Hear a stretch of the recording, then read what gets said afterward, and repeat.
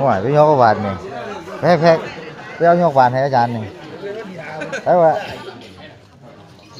เส้นแพ็กไปยกบาทอาจารย์ห่วยยกที่แก้วเราไรไปพูนอยู่ไหนพูนเอามาใส่รถหน่อยหดกองหดประเพณีกองหดประเพณีอีสาน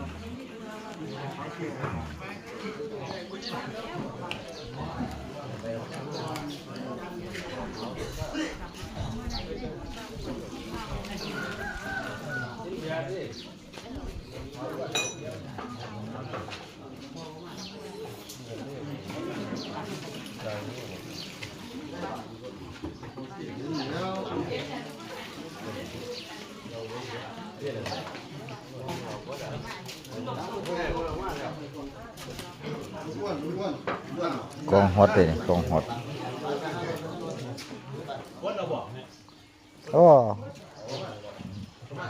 หวยเสี้ยนแพ้คือว่าไปวะคือว่าโอ้ยก็ไปส่งเนี้ยมาเทือเลยตัวเด็ดแน่นเสมอผู้ใดไปหับไปส่งเราวะเสี้ยนแหกคู่น้อยกองเถะอ้าวกองเถะเลยฮะใช่ยังก่อมันประเภทนี้เนาะผู้เฒ่าได้ฝ่ายเหตุก่อน